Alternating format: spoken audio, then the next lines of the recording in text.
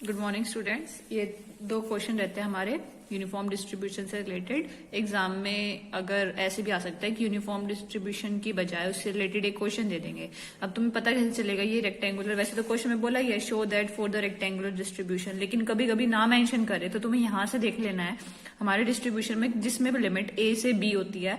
यहाँ पे क्या होता था b माइनस ए, तो यहाँ पे माइनस ए दे दिया b की जगह, तो b माइनस ए की जगह जब तुम पुट करोगे तो इसकी वैल्यू a की जगह तो माइनस ए दे दिया, b की जगह a, तो इन दोनों को पुट करोगे तो 2a बन जाएगा। कल भी किया था ये क्वेश्चन, उसमें क्या आ गया मोमेंट जनरेटिंग फंक्शन। तुम्हें शो करना है कि जो रेक्टेंगुलर डिस्ट्रीब्यूशन है और डिस्ट्रीब्यूशन तुम्हें ये लेके चलना है क्वेश्चन के according. mgf about origin is 1/80, मतलब तुम्हें ये शो करना है कि इसका जो mgf आएगा वो ये आएगा, ठीक है।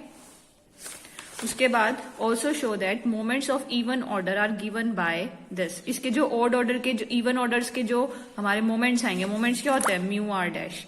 इसमें बोले जितने भी ओड वाले आर की वैल्यू जब भी इवन होगी तो ये है, और ओड वाले में वो क्या होगा 0। देखो म्यू तुम्हें याद होगा, ओड टर्म्स को हम 2n-1 या 2n+1 दोनों में से किसी एक से डिनोट करते हैं, और इवन टर्म्स को किसे डिनोट करते हैं 2n से। तो यही बोल रहा है कि जो ओड ऑर्डर वाला है 2n+1 क्या है, ओड आएगा, n को n नेचुरल नंबर है, कुछ भी पुट करो ओड टर्म बनेगी। n को 1 पुट करोगे तो 3 बन जाएगा, 2 पुट करोगे तो 5 बन जाएगा। तो उसके जितने भी मोमेंट्स है ओड वाले वो क्या आएंगे तुम्हारे 0। ये तुम्हें प्रूव करना है। तो सबसे पहले तो हम mgf पे ध्यान देंगे, उसी से ही आ जाएगा आगे का काम। पहले से क्या बोला है mgf, mxt से डिनोट करते हैं और लिखते क्या है e की पावर tx लिखते हैं। फिर अब ये देखते हैं कि डिस्ट्रीब्यूशन कौन सा है, डिस्क्रीट है तो समेशन यूज करेंगे, कॉन्टिन्यूस डिस्ट्रीब्यूशन है तो इंटीग्रेशन यूज करेंगे। अभी हमारा डिस्ट्रीब्यूशन दिख रहा है यहाँ से -a to a, मतलब सारी वैल्यूज लेगा, तो ये क्या आएगा कॉन्टिन्यूस। नहीं तो ऐसे मेंशन कर देते x इक्वल्स टू a और -a, तो ये डिस्क्रीट होता। ये क्या है -a से a पूरा कॉन्टिन्यूस के लिए आ गया, तो इंटीग्रेशन आ जाएगा। कहां से कहां तक है -a से a। फिर मैंने ये बताया था जैसे समेशन है और इसके अंदर जो है वो इंटू में px हो जाता है। यहाँ पे px की जगह क्या है fx, तो यहाँ पे fx dx कर देंगे।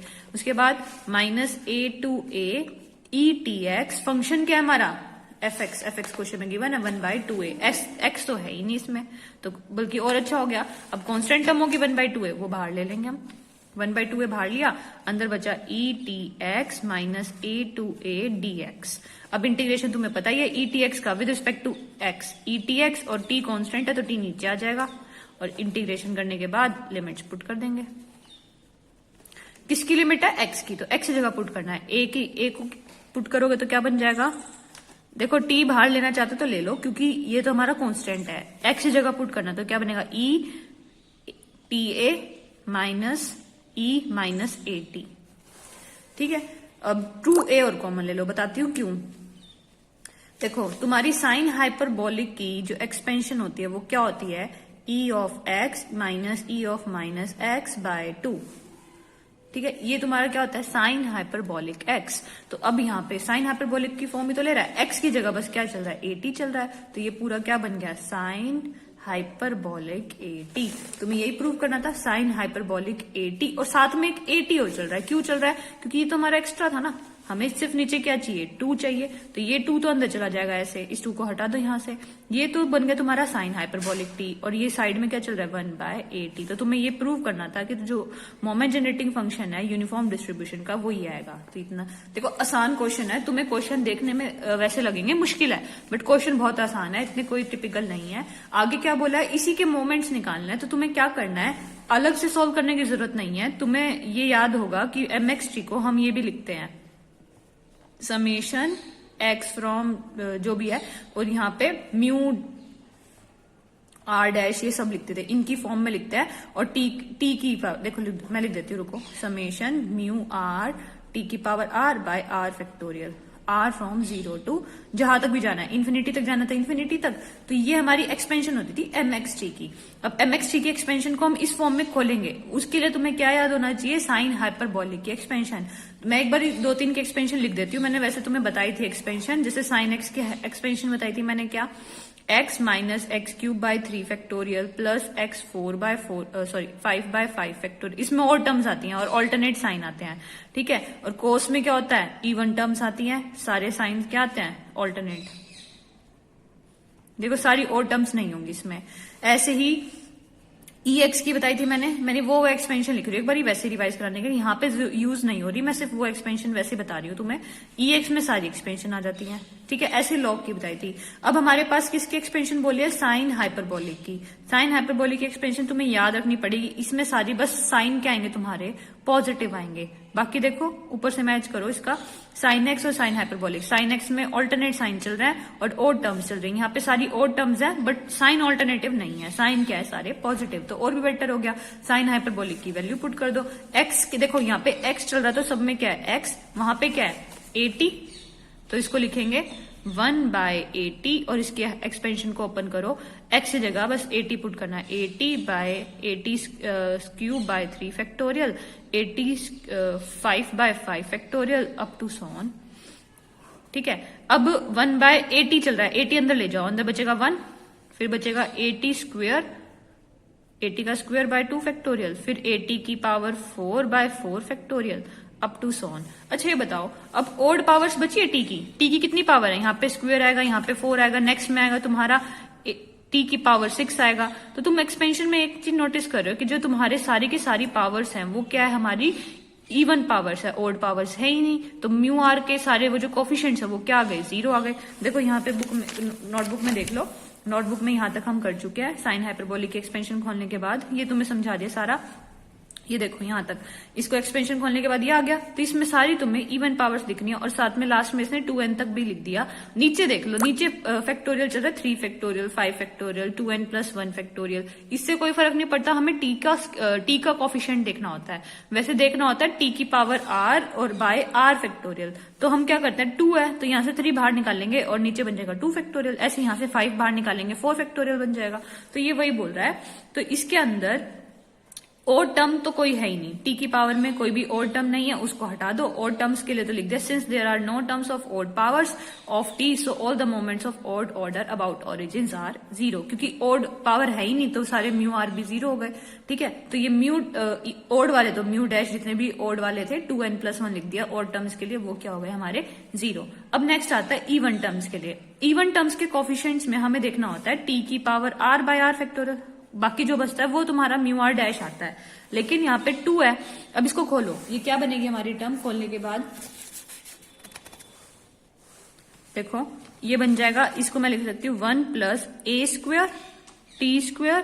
अच्छा 3 फैक्टोरियल, मैं 3 बाहर निकाल के 2 फैक्टोरियल कर दिया। तो ये जो है ये छोड़ के ये बन जाएगा हमारा μ2, क्योंकि t का स्क्वायर है, μ2 डैश। ऐसे ही a की पावर 4, t की पावर 4, 5 बाहर ले लिया और ये बन गया 4 फैक्टोरियल। नेक्स्ट में आएगा, देखो तो पावर इंक्रीज हो रही है, नेक्स्ट में आएगा a6/3, 5, 7 और ये बन जाएगा t की पावर 6/6 फैक्टोरियल अप टू 7। तो इवन टर्म के कोफिशिएंट्स आ रहे हैं ये। तो इसमें क्या लिखेंगे हम? a की पावर, जो 2 है तो 2 है, 4 है तो 4 है, तो हम लिखेंगे μ2n के लिए a की पावर 2n ही है, डैश के लिए a की पावर 2n ही है। और नीचे क्या है उसमें एक प्लस कर दो, 2n + 1, 4 है तो एक प्लस कर दिया। देखो ये 2n से तो डिनोट कर रही हूँ, ये 2n है, ये भी 2n है। 2n का मतलब क्या होता है? Even terms. n को 1 पुट करो, देखो मैच करने के लिए कि तुमने सही लिखा है या नहीं लिखा। n को 1 पुट करो तो क्या बनेगा? 2/3, a2/3, ठीक है। फिर पुट करो 4, सेकेंड टर्म पुट करो 2 पुट करेंगे, 2 2 जा 4, a4 अपॉन में 5 बन जाएगा, बन गया। तो ये जो हमारे आगे कोफिशिएंट्स आ गए इसके, और तुम्हें यही प्रूव करना था a की पावर 2n/2n + 1 है हमारे इवन ऑर्डर्स वाले और ओड ऑर्डर्स वाले क्या हमारे 0। बस यही क्वेश्चन था तुम्हारा, कंप्लीट हो गया। अब नेक्स्ट पे आते हैं हम। नेक्स्ट क्वेश्चन में क्या है, 1 मिनट, इसमें यहां तक तो हो गया। उसके बाद लिखा सिंस, ये ना 2n जो है ना वो पावर में इधर थोड़ा सा मिसप्रिंट है, थोड़ा सा उसने लिखने के ढंग में कर दिया। a की पावर 2n/2n + 1 पे ध्यान रखना, ठीक है। Since the mean of distribution is 0, इसमें बोला कि इस डिस्ट्रीब्यूशन का जो मीन है वो 0 है। क्यों 0 है? क्योंकि μ1 देख लो, μ1 मतलब t का कोफिशिएंट, t की पावर 1 देखना है। μ1 का मतलब क्या है? μ1 बोल दे, μ1 डैश वो क्या होता है? Coefficient of t1, coefficient of t की पावर 1/1 फैक्टोरियल। अब कोफिशिएंट ऑफ t की पावर 1 तो है ही नहीं, यहाँ पे t की पावर 0, फिर t की पावर 2, तो t की पावर कोफिशिएंट का क्या हो गया? 0। तो μ1 डैश क्या आ गया? 0। तो इसने क्या लिख दिया? वैसे मैंने बताया था μr डैश क्या होता है? अबाउट ओरिजिन, तो हम क्या लिखते हैं? e(x) लिख देते हैं अबाउट ओरिजिन में यहाँ पे। और μr क्या होता है? अबाउट मीन, ठीक है। मीन तो क्या आ गया हमारा इस क्वेश्चन में 0 ही आ गया, तो इधर 0 पुट कर देंगे, 0 आ गया तो दोनों इक्वल हो गए, तो इसमें लिख दिया म्यू आर, और म्यू आर डैश क्या आ गया हमारे दोनों ही सेम आ गए। ठीक है, तो इससे कोई फर्क नहीं पड़ता। पेपर में अगर ये बोलते अबाउट मीन तो भी सेम सही आएगा, तो इधर लिख दिया कि since the mean of this distribution is 0, mu r and mu r dash r equal. इतना हो गया कंप्लीट। अब नेक्स्ट क्वेश्चन करते हैं। नेक्स्ट क्वेश्चन थोड़ा सा अलग है, इसमें बोलते हैं if x has a uniform distribution in interval 0-1 find the distribution PDF of -2 log x। मतलब अगर x का डिस्ट्रीब्यूशन यूनिफॉर्म है और उसका इंटरवल 0-1 है, तो तुम्हें -2 log x को तुम्हें इंटरवल मान के, मतलब नया वेरिएबल मान के चलना है। रैंडम वेरिएबल लेके चलते हैं ना, जैसे मैं कोई भी बोल देती हूँ रैंडम वेरिएबल के लिए तुम्हें x बोल दिया, तो यहाँ पे जो तुम्हें रैंडम वेरिएबल लेके चलना है वो -2 log x लेके चलना है। ठीक है, तो इसने बोला x के लिए जब तुम्हारा डिस्ट्रीब्यूशन है यूनिफॉर्म है, उसका इंटरवल 0-1 है, तो उसके लिए डिस्ट्रीब्यूशन निकालना है। कोई जरूरी नहीं है कि वो भी यूनिफॉर्म ही फॉलो करेगा, डिस्ट्रीब्यूशन चेंज भी हो सकता है। तो हम इसका नाम दे देते हैं y, -2 log x का नाम दे देते हैं y। Also find the distribution also, distribution बाद में निकालेंगे। अगर तुम्हें क्वेश्चन करना है तो कर लेना, नहीं तो ये छोड़ भी सकते हो, स्किप भी कर सकते हो, बट मैं एक बार करा देती हूँ। We have to find out, अब किसी का डिस्ट्रीब्यूशन निकालना है तो तुम ये निकालोगे। डिस्ट्रीब्यूशन निकालने के लिए मैंने वैसे टॉपिक तुम्हारा छुड़वाया है हर आर्टिकल में, उसमें क्या है डिस्ट्रीब्यूशन निकालना है। डिस्ट्रीब्यूशन निकालने का तरीका क्या होता है, पी ऑफ जो भी हमारा वेरिएबल है वो किससे छोटा होगा, किसी भी एक्स से। जैसे अगर मैं बोल दूं एक्स वेरिएबल के लिए निकालना है, तो तुम वो एक्स जो एक्स से छोटे हैं। ठीक है, मतलब एक्स क्या है, यहाँ पे कुछ भी हो सकता है कि मैंने बोला 10 तक का डिस्ट्रीब्यूशन निकालो किसी भी नंबर के, तो तुम 10 से नीचे नीचे इसकी वैल्यूज क्या आ सकती है वो निकाल दोगे। 100 से नीचे नीचे निकालो तो 100 लिख देंगे। ये वाला एक्स वेरी करता रहता है। लिखा y लेस देन y।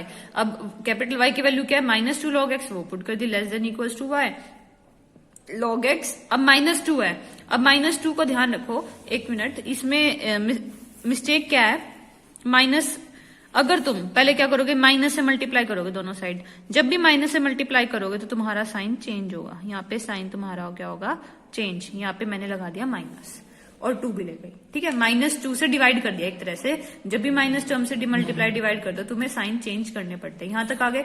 उसके बाद जब दोनों तरफ e की पावर लोगे, तुम्हें पता होगा कि अगर log x समथिंग है, जैसे कुछ भी है यहाँ पे इज इक्वल टू b है, तो जब दोनों की तरफ एक्सपोनेंट लेते हैं e की पावर में चल जाता है, e और log कैंसिल होके x बन जाता है, e की पावर b बन जाती है। जैसे अगर log e दे रखा हो, log e स्क्वायर, तो log e 1 होता है, तो तुम्हारा आंसर 2 बन जाएगा। ऐसे ही log e की पावर में कुछ भी हो, x4 हो, x5 हो, तो इसका डायरेक्टली आंसर x4 हो जाएगा, e और log कैंसिल हो जाएंगे। तो वही बात यहाँ पे की है, दोनों तरफ e ले लिया, तो ये तो e की पावर में चला गया। और तुम्हें ध्यान रखना है इनइक्वालिटीज होती हैं, ये इक्वल नहीं है ना बीच में, तो इसको इनइक्वालिटी बोलते हैं। जब भी दोनों तरफ माइनस से मल्टीप्लाई करेंगे तो साइन चेंज हो जाएगा, तो साइन चेंज हो गया यहाँ तक।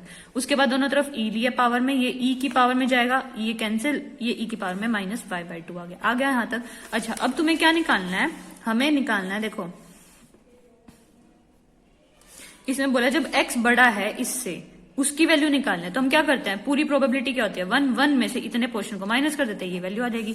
वही यहाँ पे क्या, x ग्रेटर देन के लिए निकालने की बजाय 1 में से x लेस देन वाला माइनस कर देता है, क्योंकि टोटल प्रोबेबिलिटी 1 होती है, तो वहां तक हो जाएगा। इससे क्या फायदा हुआ, यहाँ तक आ गए। x क्या डिस्ट्रीब्यूशन फॉलो कर रहा है, यूनिफॉर्म डिस्ट्रीब्यूशन। यूनिफॉर्म डिस्ट्रीब्यूशन के लिए वैल्यू पुट कर दो। यूनिफॉर्म डिस्ट्रीब्यूशन में क्या करना है, तुम्हें कहां तक, x की तुम्हें नीचे वाली वैल्यू पता है 0 लेनी है, और ऊपर वाली वैल्यू क्या दे रखी है, e - y/2 fx dx। ये तो सिंपल है जो हमारा डिस्ट्रीब्यूशन, वैसे जनरली अगर मैं बोल दूं तो तुम्हें ऐसे लिखना है।